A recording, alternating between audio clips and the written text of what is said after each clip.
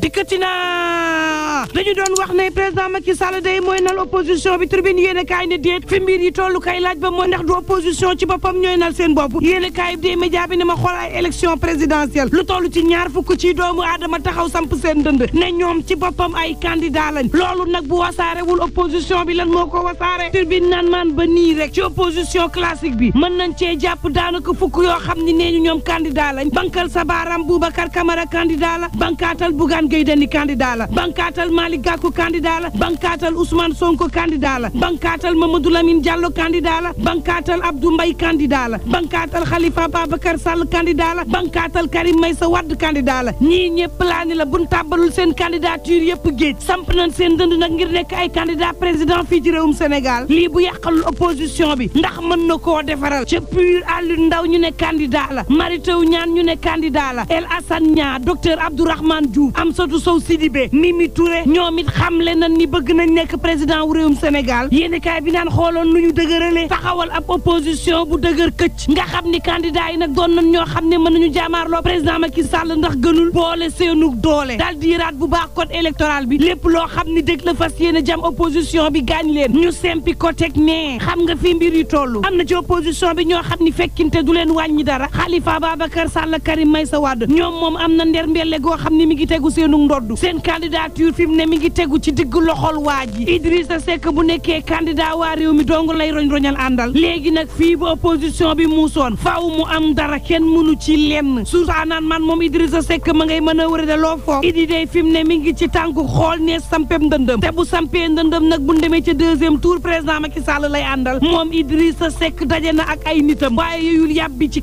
candidature am bi nee na daal fi mu ne mi ngi wax ak waa Benno Bokk Yaakaar coow li source aane ma Benno Bokk Yaakaar seen daje yi bëri na waaye yooyu ñu fenn yàbbi ci turuk Idrissa Seck tribune yéene kaay na ma dalit ci ñi nga xam ne ñoo doon amali manifester fii ci réew mi moom Idrissa Seck naan leen xam ngeen boo bëggee nekk njiitum réew mi nekk chef suprême des armées waroo jël force de défense ak yu sécurité yi nag di leen dugal ci politique gum réew mi Walf Quotidien naan moo taxit l'armée moom ñàkkul fu la tey teg na politicien ci seen ànd xamal coalition Yewwi Askan Wi naan leen seen mbir yooyu bu leen nu ci dugal te nii l'armée doxalee daal dinay dalal xel tribune naan man moo taxit Mimi Touré coalition Yewwi Askan Wi nee ñu wuy ji wuñu président Macky Sall le 4 avril critique yéene kaay naan kon tegal foofu sa loxo balaa nga naan naam ne fa 4-3 ko jiitu président Macky Sall nag ni ki tey dina def discours à la nation war a jàkkaarloo ak sénégalais yi moom Sall ngaari lam tooro buur gëne wax ak ñoom yéene kaay bi naan kon Sall déglul tey jii loo wax gaa yaa ngi lay xaar nga wax ci mandat bi yow président Macky Sall da ngay samp sa ndëndëm déet ña ngi koy xaar xam nga ak fi mbir yi toll say ñooñ di la jañax naan laan falul ñenn ñi naan constitution bu réewum Sénégal moo la ko may sénégalais yi naan laan ñaar nga digoon ak ñoom waatoon nga ñaar ak ci nu mu mënti toll ñetteel bi moom duñu ko nangu kon tey critique naan kon ña ngi lay xaar ci mandat bi yow Sall dang ñu létt mbaa nga fir ñu candidat ngay doon am déet yéene kaay bi naan kon buñ ci jógee ñu dem ci corps de contrôle ya ndax nag nee ñu nii seenu ñooñ ne dañoo jël alalu askan wi sàcc ko boobaak léegi France daal li xiddeem téyewuñ ci xooluñu sax kenn Sall askan waa ngi xippi seen gët nag di la xaar ci loolu ñi ngi lay xaar ci l'opposition boo xam ne ñi ngi leen di tëñ-tëñal ñii ña ngay tëj seeni compte ñii ña ngi leen di jàpp ak seeni ñooñ di yóbbu kaso ñii ña ngi leen di convoqué di leen woolu goo xam ni metti na lool di sax-saaxee ay opposant di leen faagaagal libération yéene kaay naan man du xam ngeen Ousmane Diagne bu mafia kàcc moom Ousmane ci boppam convoqué nañ ko ci division des investigations criminelles tey critique yéene kaay naan kon mangoog loo séq ak opposition bi ba leen di nar loolu la ñu bëgg Sall nga leeral ko waaye tam nga wax ñu Sénégal fu mu toll ci wàllu développement xam nga daal di ñuy wan nag ne sunu force de défense et de sécurité yi am nañu ngànnaay mën nañu la ñuy def waaye tam l'armée nationale bii fañ ko tegoon jógu fa loolu day neex na lool Sall waaye daal la ñu gënaloon fi mu ne mooy nga wax ak ñun président Macky Sall wax ak ñun ci actualité rawatina li nga xam ni moom la sénégalais yëpp di déglu ci yow muy ñetteel bi mandat professeur Jean-Louis Correa ci Sud Quotidien naan ko déet xam nga président Macky Sall bis bu waxee waxu troisième mandat réew mi mokk ndax sénégalais yi ci boppam keroog ba nga xam ni Sall nee na leen réglé nañ ko fi mu ne ñaari mandat kenn mënu koo weesu ci réew mi sénégalais yi loolee la ñu nàndal seen bopp xëy nag di leen waxu troisième mandat dëbb réew mi la Jean-Louis naan la may ñaan kay mooy kenn du ma ji woote fitna ci réew mi appel à